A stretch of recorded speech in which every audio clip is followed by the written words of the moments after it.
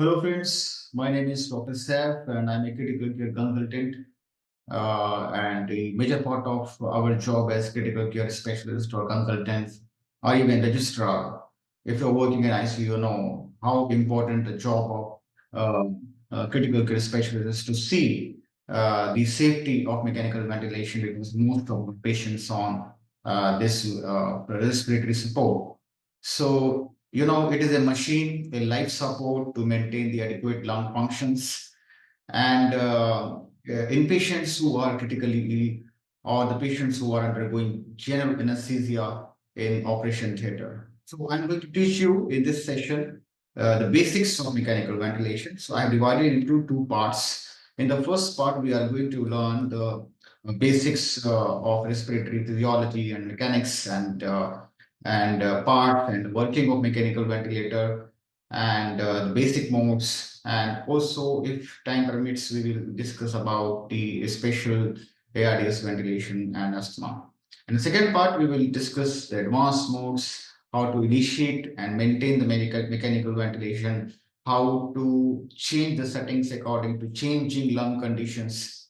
We will discuss how to set the alarms and then if once patient is fit to be weaned also, what are the criteria to wean of the patient and extubate the patient. So that process we will discuss in detail in part two of this basics of mechanical ventilation. So regarding the respiratory mechanics, you know, the breathing could be negative pressure or positive pressure. So normally the spontaneous breathing is negative pressure breathing. Okay, so spontaneous breathing is defined as the movement of air into and out of lungs as a result of work done by the patient's respiratory muscles. The positive pressure ventilation, on the other hand, is defined as the movement of air into the lungs by the application of positive pressure to the airway through an endotracheal tube or through the tracheostomy tube or through the mask, facial mask, okay, non-invasive mask. So through any interface, we can deliver the positive pressure ventilation. So this is what is we are going to discuss today. But before that, little bit about the initial ventilatory setups when they were discovered. So how it discovered was basically the modification of natural breathing, that is spontaneous breathing. So you know that spontaneous breathing is the negative pressure breathing, where we create a negative pressure inside our intrapleural cavity, that is the just pleural space between the chest wall and lungs, by descending our diaphragm. The diaphragm is the inspiratory muscle, main inspiratory muscle, and with which we create negative pressure and breathe. And a similar simulation could be done in the form of these kinds of ventilator, which were actually negative pressure ventilation. The whole patients was kept inside these chambers, and a negative pressure was induced rhythmically, and the patient was able to move in and out. Okay, so this was assisting the breathing quite well. So these were the initial ventilator, but it was quite difficult to manage. 1:1 ratio of nursing to ventilator was required, nurse to patient was required. And even the interns in the doctors were their bedside near the ventilator to take care of such patients on mechanical ventilation. And there were a lot of problems with these kinds of ventilator. Important one was the tank shock. So this could be also known as the tank ventilator. So the tank shock was the common complications those days in 1950s. Okay, when the polio epidemic started to hit in America and Copenhagen and other places. Okay, so these were the initial ventilatory models, and then it developed. I mean, they evolved into the positive pressure ventilator of today slowly. Okay, so we will just about history. We discuss about history now. Now there is a question: what prevents the lung? What prevents the lung from collapsing? Okay, naturally, lung has the tendency to collapse, right? If you puncture the pleural space, what will happen? The lungs will collapse. Why this happens? Because the pleural cavity has the negative pressure of about -4 millimeter of mercury. This much pressure has been recorded in the pleural cavity. This subatmospheric pressure in the pleural cavity holds both the chest wall and lung into place. Okay. So suppose this pressure is not there, as we can observe in the pneumothorax, where the pressure is lost, pressure goes to zero, from -4 to 0 millimeter of mercury. So lungs, because of its natural elastic tendency, will collapse. And the chest wall is also elastic. It will protrude out. It will just bulge, or it will bulge out. That you can see in the filled chest. Okay. So the chest wall will spring out or bulge out, and lungs will collapse if this negative pressure is lost. So this is very, very important. And that is the physiology of pneumothorax. So if somebody asks you what prevents lungs from collapsing, so this is one important thing which prevents collapse, that is negative intrapleural pressure. Another thing which prevents the collapse is the surface tension inside the alveolar space.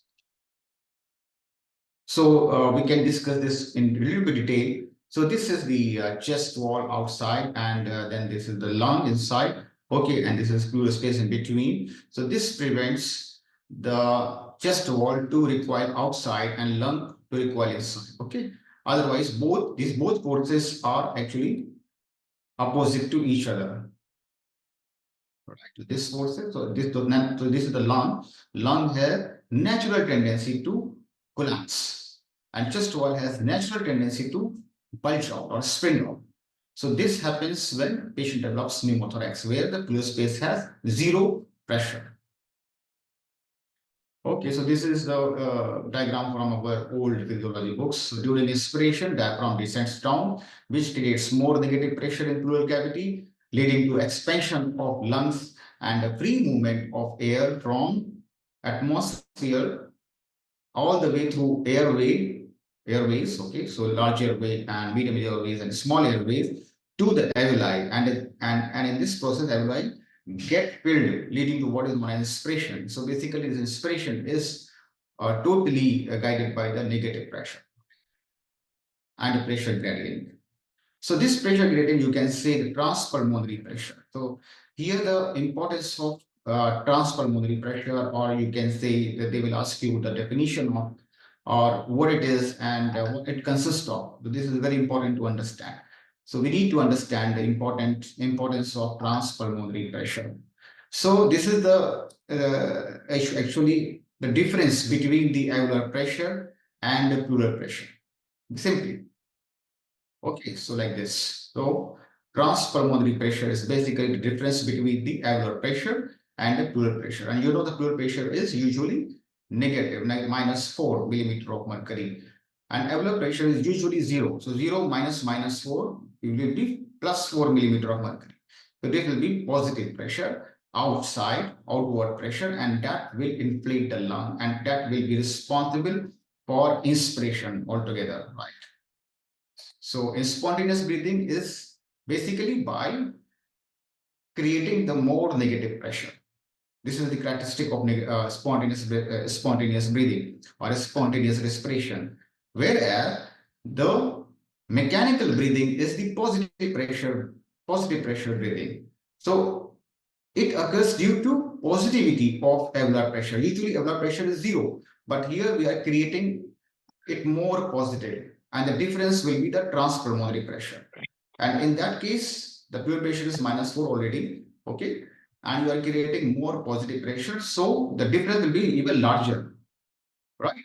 As we know, the transpulmonary pressure is equal to alveolar pressure minus pleural pressure. So pleural pressure is already minus, and on top of that, you are creating positive pressure. So the inspiration, positive pressure ventilation will result in larger tidal volume. Okay. So what could be the transpulmonary pressure? This is a question for all of you. What could be the transpulmonary pressure in a case of pneumothorax? What happens? So we just discussed it, yeah, right? So what happens in pneumothorax? There is no negative intrapleural pressure. It becomes zero. Right? So what will happen in transpulmonary pressure? It will become zero. 0 minus 0 is equal to 0. So this is the answer. So in case of pneumothorax, the transpulmonary pressure becomes zero, and that is the reason why lungs collapse. There is no filling of lungs. So, in other words, we can say the transpulmonary pressure is basically alveolar distending pressure. So this is what it is responsible for filling of all the alveoli in the lungs or inflation of the lungs. Okay, and in this condition, in the pneumothorax, what we can do? How to improve the collapse or how to reverse the collapse of the lung? By increasing the alveolar pressure. Alveolar pressure is already zero. So we can increase by putting some positive pressure in the airway. So like that, we can increase the positive pressure in the alveoli and can result in more inflation in the lungs. Though there is no negative pressure, there is negative pressure, zero pressure in the alveoli. Okay. What about expiration? So this is what we are discussing about the normal breathing, right? In expiration, what happens? Nothing. It just recoils back. It is just a passive process where the diaphragm comes back to its natural state and it just goes up a little bit. Okay, and lungs will again go back to natural volume. So that is your expiration. The expiration does not require any active effort from the patient. It is just recoiling, okay, recoiling of the lungs. So in terms of mechanical ventilation is a machine which helps you only in inspiration, but it will not help you in expiration. Expiration is passive totally. So this is what you need to understand. So we don't talk about expiration so much, except in patients who are having COPD. There the time is more important. Expiratory emptying of the lungs is more important. So there we can discuss more on expiration and expiratory time and I ratio, but otherwise not. We will be talking most on the inspiration. Okay, how much tidal volume we are generating, how much pressure we are generating inside the lung, and what are the various pressures in the airway, peak airway pressures or plateau pressure or transpulmonary pressure. All these things are in relation to the inspiration, which is more important for us because that is involved in the gas exchange, the oxygenation and the ventilation both. You know what is oxygenation? Adding more PO2 into your blood, right? Or more oxygen to your blood. That is your oxygenation. And what is ventilation? Just taking out the carbon dioxide out of your body, okay, through the lungs. So this is called gas exchange, and that is guided by mainly the inspiratory part. Though expiration is more also important, but this is quite passive process.